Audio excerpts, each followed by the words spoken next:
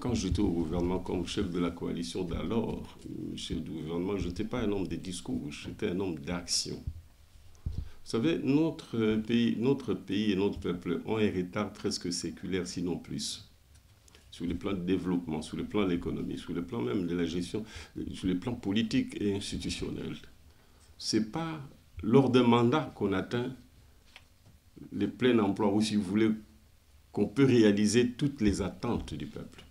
S'il vous faut 58 000 km de routes à construire, c'est le tracé colonial, 58 000 km de routes pour obtenir d'intérêt national et provincial, pour obtenir la fluidité. Aujourd'hui, on n'a que 3 000. Il faut donc 35 000 km à construire. On ne peut pas le faire en un quinquennat. Mais les Congolais, son attente, c'est de voir que la route passe dans chaque village. Et tous les villages, nous avons 145 territoires, 45 villes. Les chômages aujourd'hui, nous avons 90 millions d'habitants, plus ou moins 50 millions.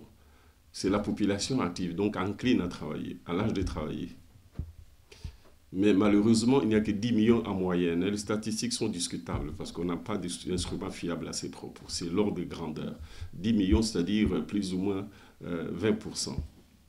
Les 80% ne travaillent pas. Pour le peuple, l'attente, c'est trouver du travail. Non seulement aux 40 millions qui restent, mais aussi aux 10 millions qui s'ajoutent en 5 ans. Parce qu'en moyenne, c'est 2 millions de jeunes qui viennent sur le marché de l'emploi. Parce qu'on a un taux de croissance naturelle d'autant plus grand que finalement, ceux qui passent de 14 à 15, 16 ans et rentrent dans la population active, c'est plus ou moins 1 million, 2 millions. Pour inverser la courbe, il faut créer 1 million, 2 millions d'emplois chaque année pour arrêter l'augmentation du chômage. Ce sont des défis qu'un gouvernement, à travers un quinquennat, ne peut pas atteindre.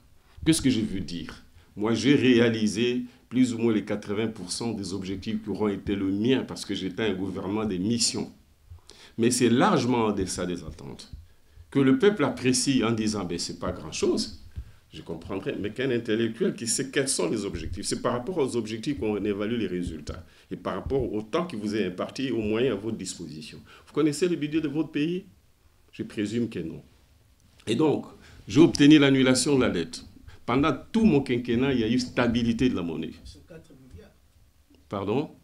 Les budgets. Oui, c'est 4 milliards. Qu'est-ce que vous faites avec 4 milliards? La Belgique est autour de 200 milliards hein, pour 10 millions d'habitants ou 11. Vous voyez?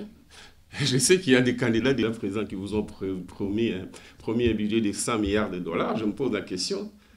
Quel est le cadre macroéconomique des références? Comment ils pourront partir de 4 milliards, je sais pas, d'une année à une autre pour atteindre 100 milliards l'année suivante? C'est ça le problème. C'est dans cette ambiance que vous vivez. C'est ça que vous mangez comme nourriture politique.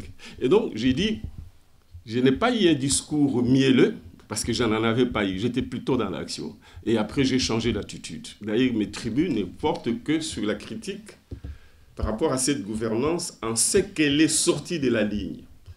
Quelle est la ligne essentielle? Un, où transformer les entreprises publiques qui aujourd'hui plombent l'économie.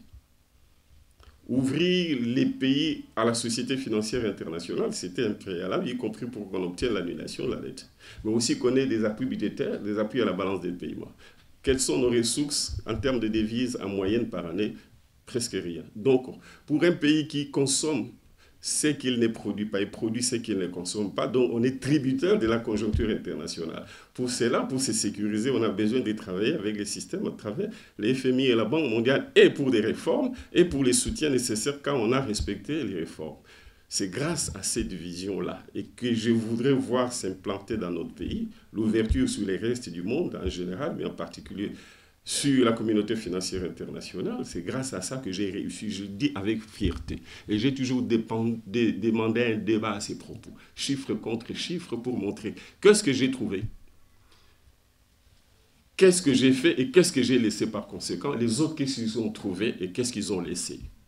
Et donc si nous rentrons par rapport aux objectifs, au temps imparti à mon gouvernement, aux moyens disponibles, c'est-à-dire l'existant au moment où je commence, je crois que ce que j'ai fait, jamais on l'a fait dans notre pays et il faudra attendre longtemps qu'on le fasse, sauf si on venait à ces options que je propose.